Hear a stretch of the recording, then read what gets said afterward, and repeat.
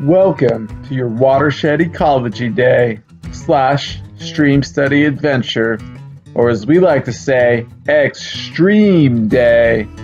To help us start, we are going to learn about the coho salmon of the Dutchbill Creek watershed. The coho salmon are an anadromous species of fish. This means they can survive in both freshwater and saltwater habitats.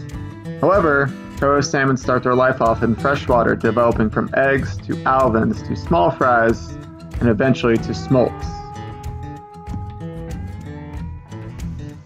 Once smolts, the coho will bolt downstream, hang a left at the Russian River, and journey out to Big Blue, aka the Pacific Ocean, the largest ocean in the world.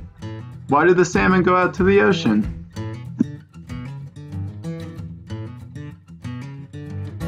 After spending approximately 2 years in the ocean, the coho salmon will smell their way back upstream to spawn in the freshwater tributary they were born in. Once there, the female coho will clear away mud and other debris from rocks and gravel, creating a nesting site for their eggs, called the redd.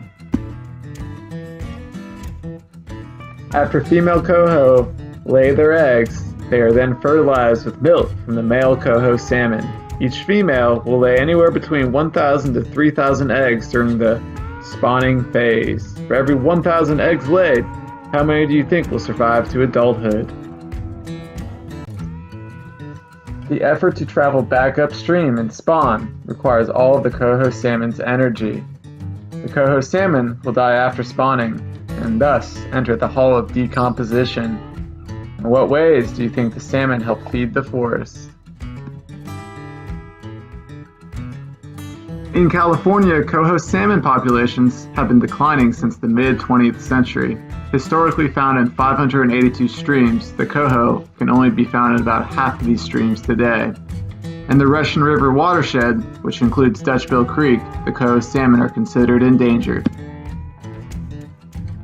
This decline is largely influenced by humans or anthropogenic measures, such as loss of natural habitat, caused by increased urbanization and deforestation, overexploitation, and changes in natural climates such as prolonged drought and decreased water levels.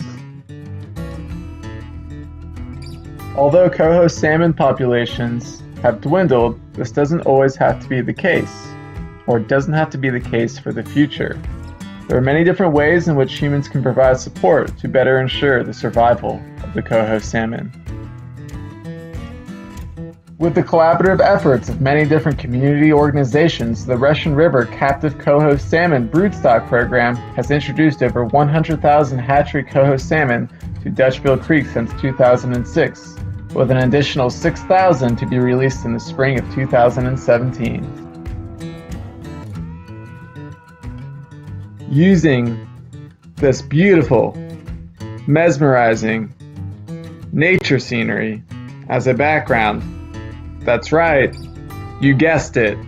It's time to critically think, dig deep, and reflect. Remember, we all live downstream. We are all connected. The more we know about how we both influence and impact the habitats we live in, the better chance we have of protecting them. In the case of the coho salmon in Dutchbill Creek, we know our water usage has a direct impact on their survival. Thanks for hanging out today and learning more about the endangered coho salmon of Dutchbill Creek watershed.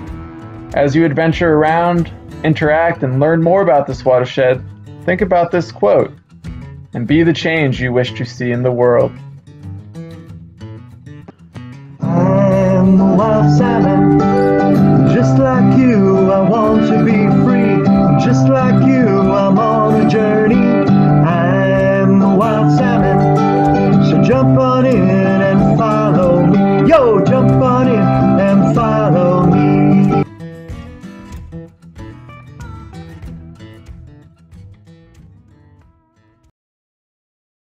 Created using Powtoon.